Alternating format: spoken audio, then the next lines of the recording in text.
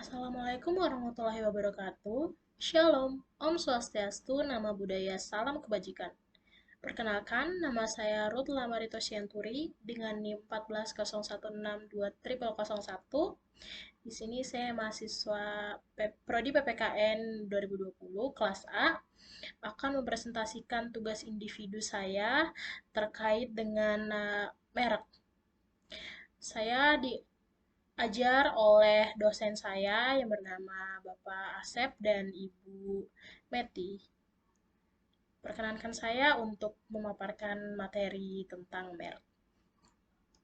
Yang pertama-tama adalah pengertian dari merek. Hak merek merupakan hak kekayaan industri yang dilindungi oleh sistem HKI. Merek menurut Undang-Undang Nomor 15 Tahun 2001, hak merek itu adalah tanda yang berupa gambar, nama, kata, huruf-huruf, angka-angka, susunan warna, dan atau kombinasi kegiatan perdagangan barang atau jasa. Kemudian pengertian merek pada UU yang baru itu ada di Undang-Undang Nomor 20 Tahun 2016 tentang merek dan indikasi geografis mengenai perubahan dan pemberian penjelasan lebih lengkap, yaitu tanda yang dapat ditampilkan secara geografis berupa gambar, logo, nama, kata, huruf, angka, susunan warna, dan bentuk dua dimensi atau tiga dimensi, kemudian suara, hologram, atau kombinasi dari dua atau lebih unsur untuk membedakan barang dan jasa yang diproduksi oleh orang atau badan hukum dalam kegiatan perdagangan barang dan jasa. Kemudian ada hak atas merek menurut Undang-Undang Merek atau yang dapat disingkat UUM. Adalah hak eksklusif yang diberikan oleh negara kepada pemilik merek yang terdaftar dalam daftar umum merek sendiri untuk jangka waktu tertentu dengan menggunakan sendiri merek tersebut atau memberikan izin kepada pihak lain untuk menggunakan itu terdapat dalam pasal 1 UUM. Kemudian pada pasal 35 ayat 1 UUM, mereka terdaftar mendapatkan perlindungan umum untuk jangka waktu 10 tahun. Sejak tanggal penerimaan dan jangka waktu perlindungan itu dapat diperpanjang. Tentu kita sudah mengetahui dan pasti mengenai perlindungan merek yang sedang dibahas ini itu sangat penting sekali. Merek selain berharga bagi si pengaju merek itu juga termasuk sebagai harta kekayaan yang dapat menghasilkan keuntungan bagi pengusaha dalam tanda kutip pemilik merek. Juga sebagai alat untuk melindungi masyarakat selaku konsumen dari terjadinya penipuan kualitas barang tertentu. Jadi kalau misalkan udah ditentukan mereknya dan udah dilabelin gitu, kita sebagai masyarakat atau konsumen yang akan memakai brand dari merek itu, kita dapat lebih percaya gitu. Dan konsumen juga akan merasa dirugikan nih jika merek yang mereka anggap berkualitas ternyata diproduksi oleh pihak lain dengan kualitas rendah. Hal ini juga bisa berakibat menurunnya reputasi perusahaan yang mendaftarkan merek tersebut.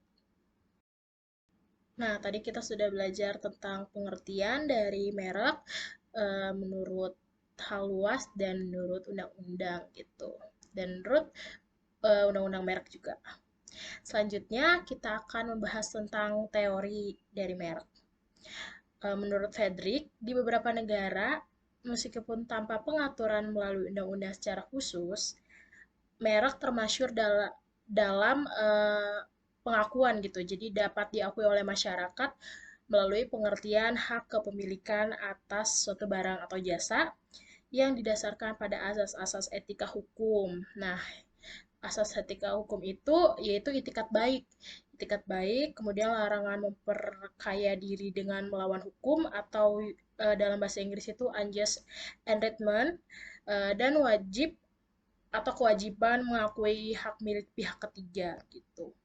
Kemudian merek tidak dapat didaftarkan apabila merek tersebut mengandung salah satu unsur, yaitu di dalamnya itu ada unsur permohonan merek disertai dengan itikat tidak baik. gitu. Jadi kalau permohonan merek itu sudah beritikat buruk seperti menjatuhkan merek lain ataupun di dalamnya mengandung unsur-unsur yang buruk itu tidak akan diterima. Kemudian bertentangan dengan peraturan perundang-undangan yang berlaku dan juga moralitas agama, kesusilaan dan juga atau ketertiban umum gitu. Selanjutnya, merek yang tidak akan diterima itu adalah merek yang tidak memiliki daya pembeda. Jadi, di pengertian tadi juga sudah dijelaskan bahwa merek yang sah itu adalah yang memiliki daya pembeda gitu. Jadi, ketika konsumen ingin memilih menggunakan suatu merek yang sudah memiliki ciri khas sendiri gitu, tidak ditemukan di tempat lain atau mereknya ini tidak pasaran, si konsumen itu akan lebih percaya gitu. Jadi ketika suatu merek yang ingin didaftarkan gitu, itu tidak memiliki daya pembeda, itu tidak akan di ACC seperti itu. Kemudian merek mengandung tanda-tanda yang telah menjadi milik hukum. Selanjutnya, merek merupakan keterangan atau berkaitan dengan barang atau jasa yang dimohonkan pendaftarannya. Nah, itu tadi adalah teori dari merek.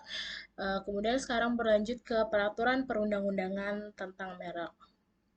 Peraturan merek di Indonesia pertama kali diatur melalui Undang-Undang Nomor 19 Tahun 1992 dan telah diubah dengan Undang-Undang Nomor 14 Tahun 1997 tentang perubahan atas Undang-Undang Nomor 19 Tahun 92 tentang merek nih. Setelah ratifikasi keanggotaan WTO pada tahun 1994, selanjutnya pengaturan merek ini disesuaikan dengan TRIPS melalui Undang-Undang Nomor 15 Tahun 2001. Nah, ini undang-undang itu tentang merek dan terakhir diubah oleh Undang-Undang Nomor 20 Tahun 2016 tentang merek dan indikasi geografis yang selanjutnya akan dibuat atau akan disebut sebagai UUM gitu. UUM itu yang tadi saya sebutkan di pengertian.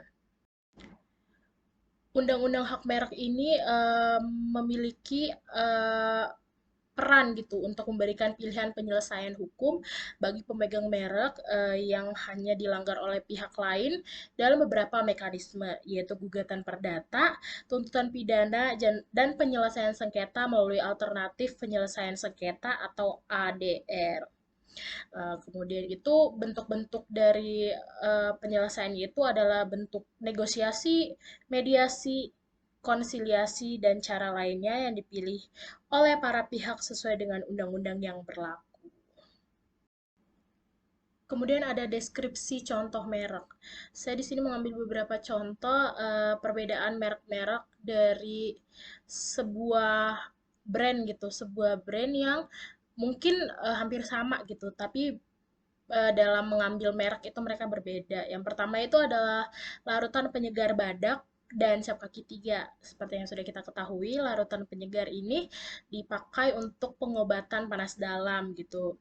Ada cap badak yang dimana di depan atau di bungkus botolnya itu memang bergambarkan logo badak. Kemudian ada cap kaki tiga yang dibungkusnya itu memang berlogokan cap kaki tiga.